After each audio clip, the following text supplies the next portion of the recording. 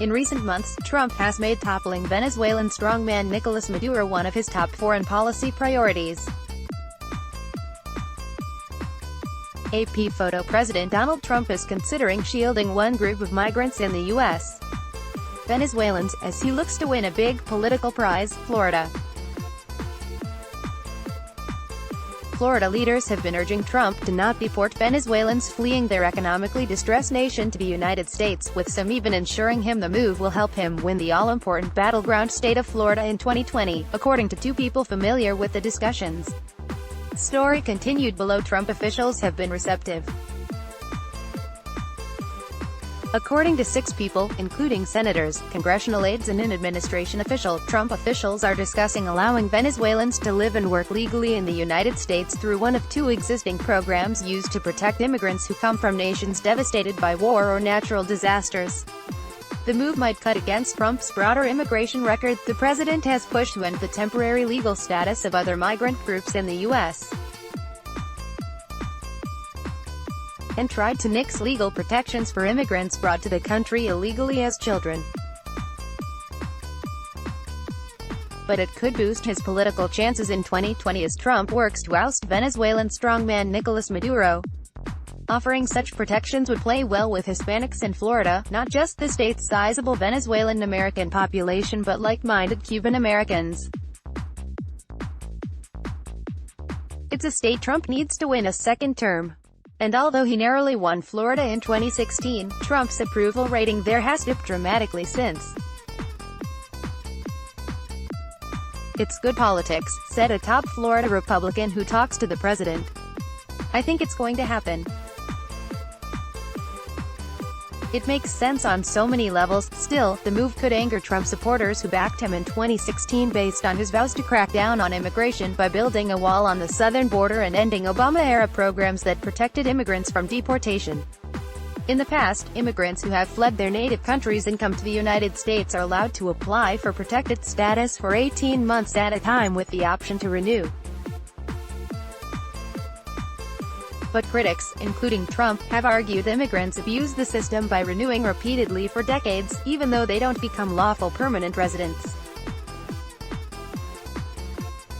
Still, Trump relenting on this one issue likely wouldn't serve as a deal-breaker for his backers, given the president's continued harsh rhetoric and actions on immigration. Even those who oppose Trump acknowledge that protecting Venezuelans, through either the temporary protected status or deferred and forced departure programs, would be a good political move for the president as he tries to show he's not monolithic on the issue of immigration. Steve Shale, a Floridian who worked for Barack Obama's campaigns and now backs former Vice President Joe Biden, a top Trump rival in the state, said, "The decision could help Trump win over enough voters to make a difference in a state where races are won and lost on small margins." "Florida is an incredibly tight state," he said.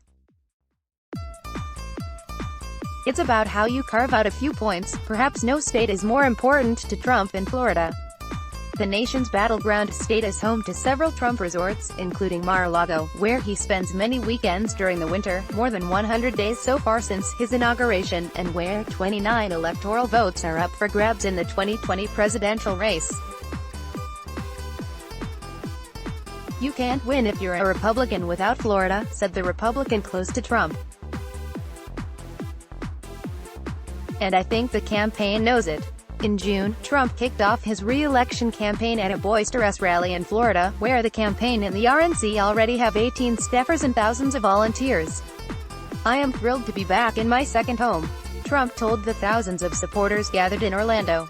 "That's what it is. It's my second home. In many cases, I think I could say it's my first home, if you want to know the truth. It's the great state of Florida."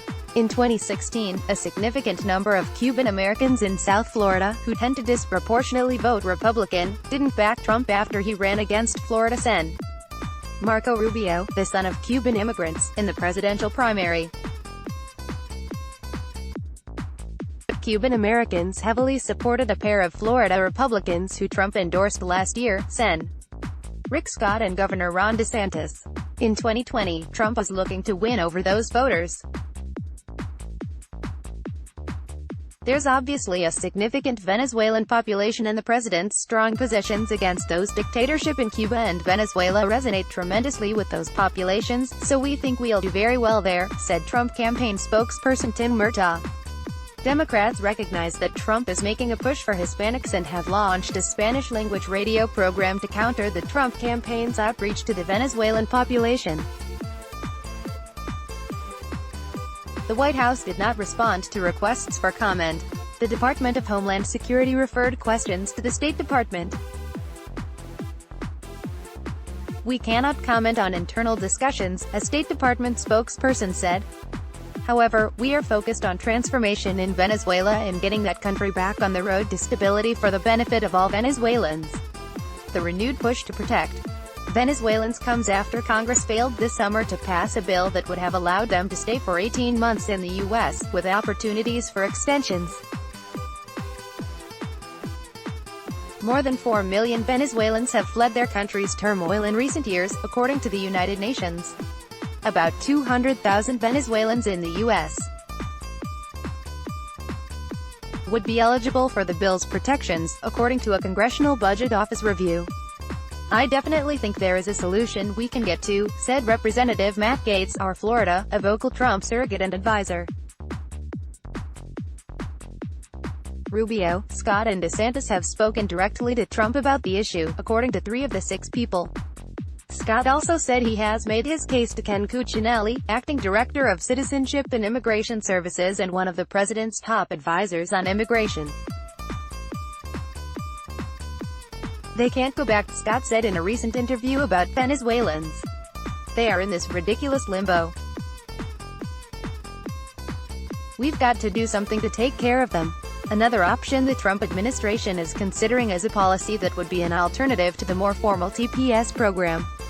Basically limited enforcement on Venezuelans who are here, according to a source close to Scott.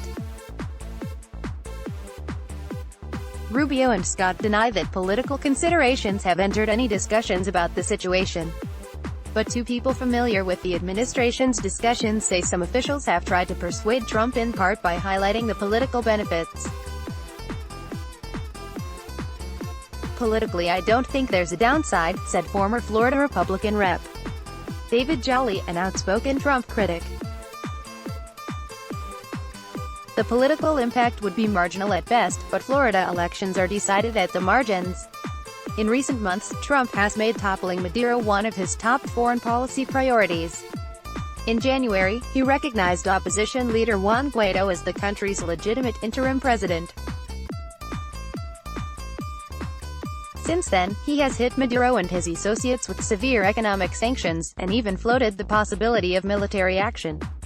Obviously there is a large Venezuelan community in Florida, but how can you on one hand have foreign policy that says Maduro is a genocidal thug starving the people of Venezuela and at the same time send people back, said a person familiar with the matter. Secretary of State Mike Pompeo and Elliot Abrams, the State Department's special envoy for Venezuela, have been urging Trump to take action.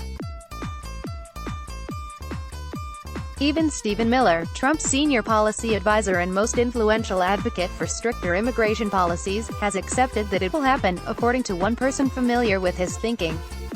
The TPS program, which Congress created nearly 3 decades ago, has allowed more than 300,000 immigrants from about a dozen countries to legally remain in the United States. The Trump administration has tried to let the program expire for most countries, including Haiti, El Salvador and Honduras. But a federal judge in California temporarily stopped the government from terminating the program for some countries. Trump has long called on Congress to address the issue. Much like the rest of our humanitarian immigration programs, TPS is being abused, said R.J. Humman, Government Relations Director at the Federation for American Immigration Reform, which pushes for immigration restrictions. If it can't be fixed by Congress, then President Trump should avoid any new designations or extensions. He must remember this is about policy, not politics. Gary Fineout in the Hall Tusi contributed to this report. This report first appeared on Politico.com on September 2, 2019. This article tagged under, "Let's block ads. Why?"